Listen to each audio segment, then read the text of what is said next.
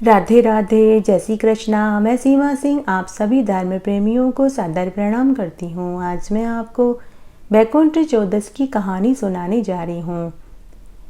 एक नगर में एक राजा अपनी 2 बेटियों के साथ रहता था। तब एक दिन राजा भोजन करते समय अपनी दोनों बेटियों से और अपनी पत्नी से पूछा कि तुम सब किसके भाग्य का खाती हो। तब बड़ी बेटी बोली, पिताजी मैं आपके भाग्य का खाती हूँ। जबकि छोटी बेटी बोली, पिताजी मैं तो अपनी किस्मत का खाती हूँ। तब राजा ने क्रोध करते हुए अपनी पत्नी की तरफ देखा तो पत्नी ने भी डरते डरते कहा कि हे स्वामी, मैं तो आपके भाग्य का खाती हूँ। यह सुनकर राजा को बहुत क्रोध आया। उसने कहा कि मैं पूरी नगरी को खिलाता हूँ, तुम सबके लिए इतनी मेहनत करता हूँ, रोज़ तुम्हें अच्छा अच्छा भोजन खिलाता हूँ, नए नए वस्त्र और आभूषण पहनने के लिए तुम्हारे लिए लाता हूँ। उसके बाद भी मेरी छोटी बेटी कहती है कि वो अपनी किस्मत का खाती है। तब गुस्से में आकर राजा ने अपने मंत्रियों को आदेश दिया कि जाओ 2 लड़के ढूंढ कर लाओ, मेरी बड़ी बेटी के लिए राज दरबार के राजा का पुत्र ढूंढो और छोटी बेटी के लिए गरीब कंगला लड़का ढूंढो। जिस समय राजा ये बात बोल रहा था वहां दरबार में सभी मंत्री, पहरेदार, चौकीदार सब मौजूद थे। तब सभी मंत्रियों को राजा की बात पर बड़ी हैरत हुई, लेकिन किसी में इतनी हिम्मत नहीं थी कि वह पलटकर राजा से पूछे कि हे महाराज, आप अपनी दोनों ही बेटियों के साथ भेद क्यों कर रहे हैं। किसी ने कुछ नहीं पूछा। तब राजा ने अपनी बड़ी बेटी का विवाह एक राजा के पुत्र के लड़के से कर दिया और छोटी बेटी का विवाह एक गरीब भिखारी के लड़के से कर दिया। दोनों बेटियां जब ससुराल जाने लगी तो राजा ने बड़ी बेटी को खूब सारा दान दहेज, लाव लश्कर, घोड़े, गाड़ी, ऊंट, खूब सारे आभूषण, स्वर्ण के, चांदी, हीरे, मोती, पन्ने के आभूषण दिए और बहुत सारे रेशमी सुंदर वस्त्र दिए। जबकि छोटी बेटी को बोरी के टाट के कपड़े सिलवाकर उसे पहना कर भेजे और कुछ नहीं दिया। छोटी बेटी अपने माता पिता को प्रणाम करके घर से निकल गई। छोटी बेटी कुछ नहीं बोली। जब छोटी बेटी अपने ससुराल में पहुंची तो उसने देखा वहां कोई उसकी आवभगत करने वाला नहीं था। वहां एक छोटी सी झोपड़ी थी और एक बड़ा सा मैदान। वहां 5 चूल्हे बने हुए थे। रात्रि को छोटी बेटी चुपचाप सो गई। सुबह जब वह सोकर उठी तो उसने अपने जेठ जी से पूछा कि ये 5 चूल्हे यहाँ क्यों हैं।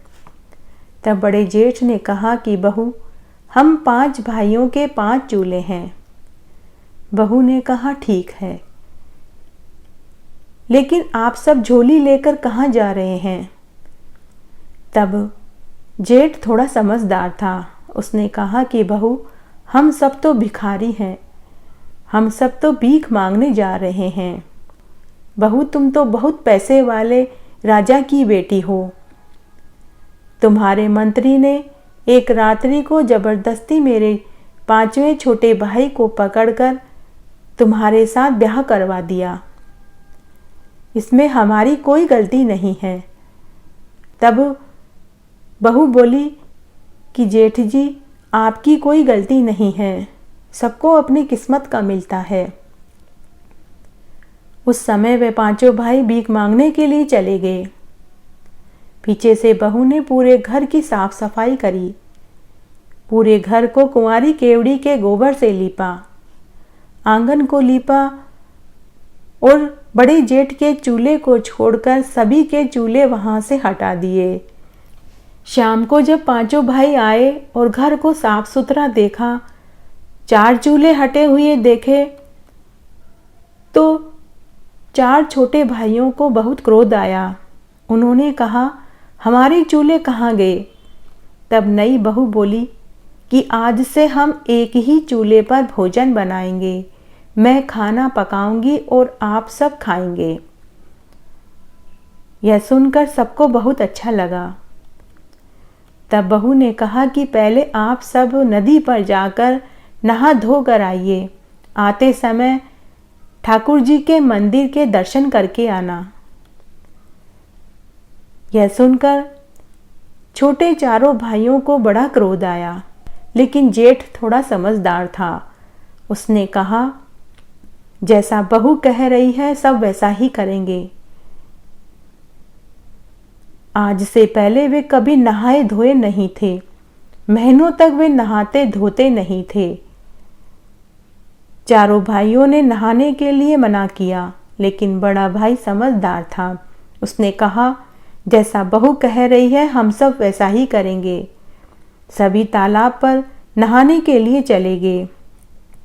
आते समय ठाकुर जी के मंदिर में पूजा पाठ करने गए, लेकिन कभी उन्होंने कोई पूजा नहीं करी थी, इसलिए वे चुपचाप भगवान के आगे हाथ जोड़कर बैठ गए।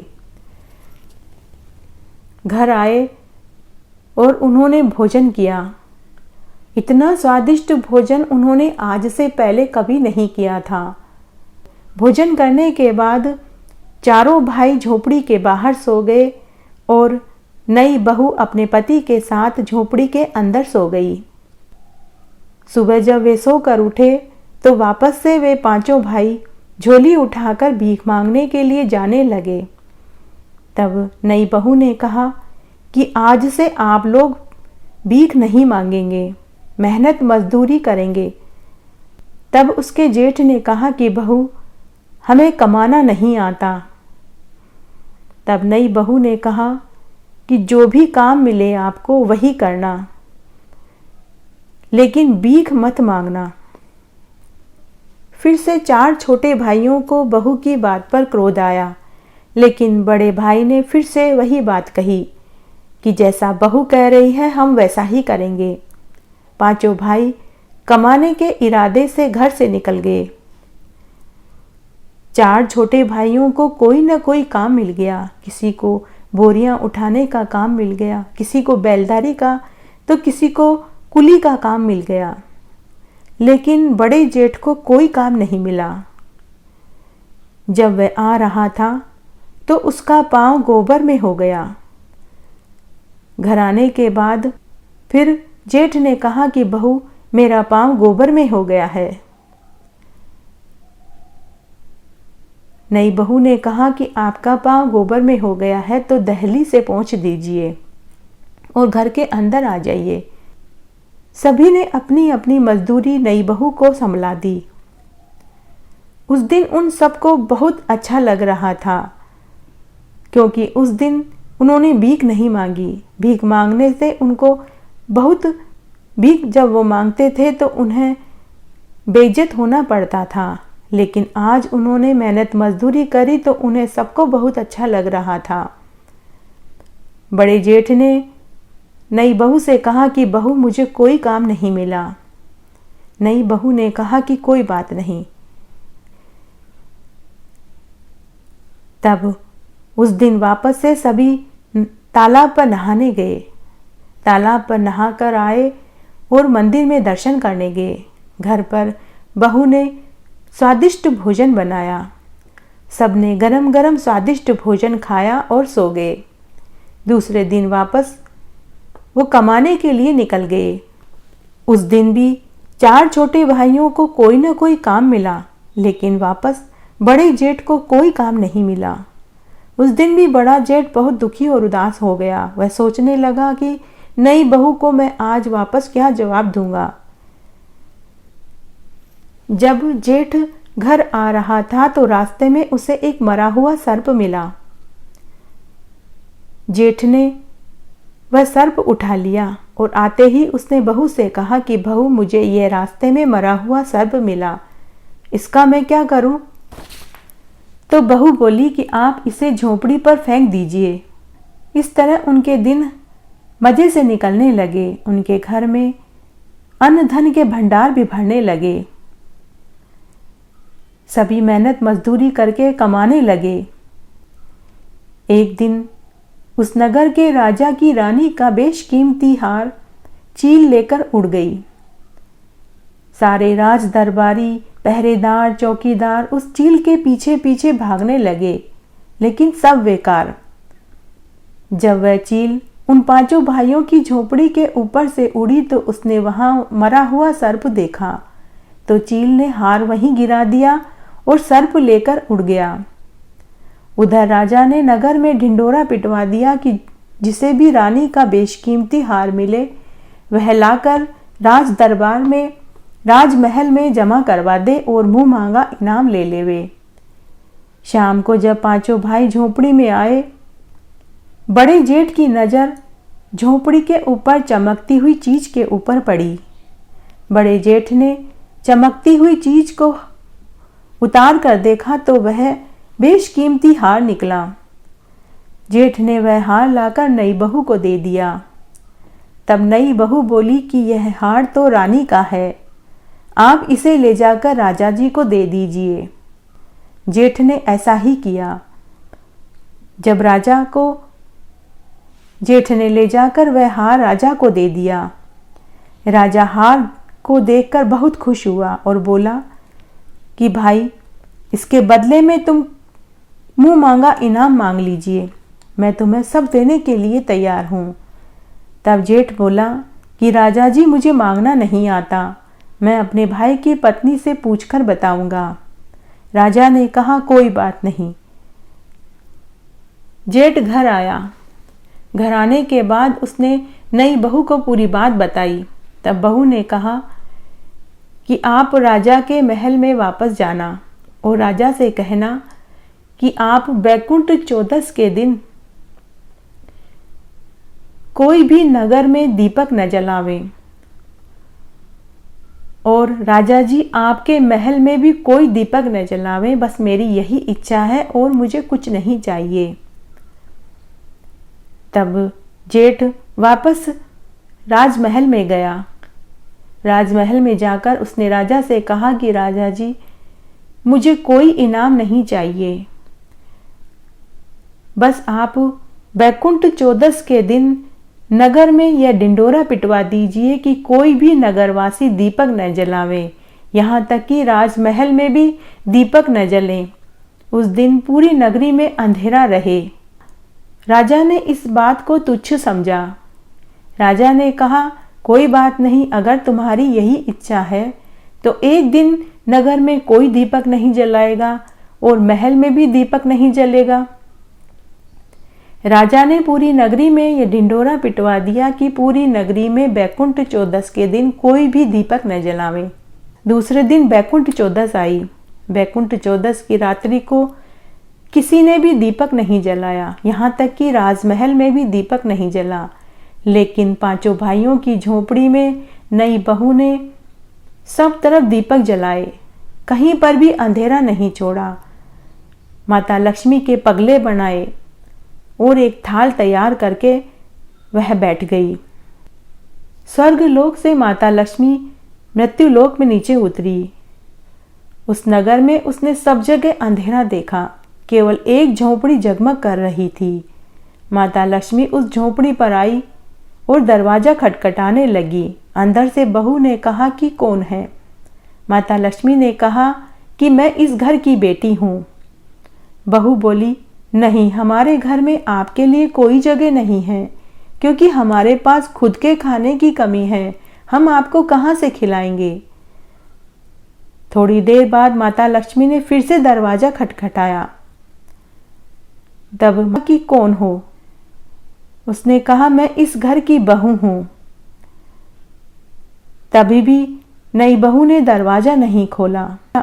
तीसरी बार माता लक्ष्मी ने फिर से दरवाजा खटखटाया। तब नई बहू ने कहा कि आप कौन हैं? तब माता लक्ष्मी ने कहा कि मैं इस घर की बहू हूं और 7 पीढ़ी तक इसी घर में रहूंगी। ऐसा सुनते ही नई बहू ने दरवाजा खोल दिया।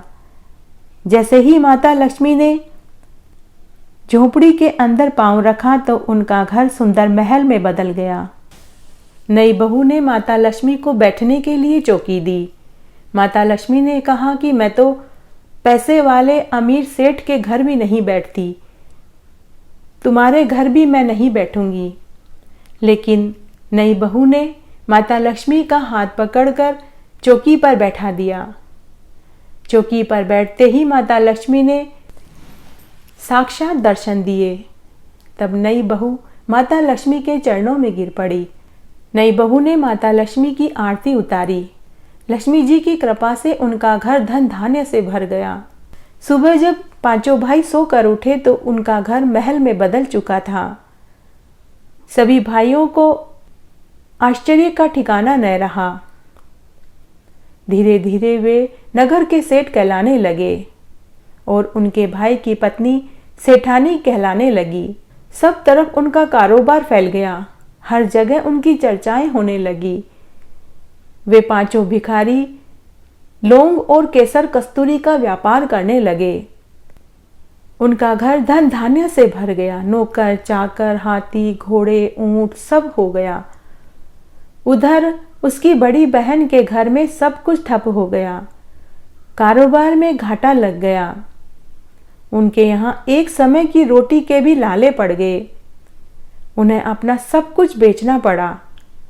बड़ी बहू के सास ससुर ने अपनी बहू से कहा कि तुम तो कलंकिनी हो, तुम्हारे आते ही हम बर्बाद हो गए, और उन्होंने अपनी बहू को घर से निकाल दिया।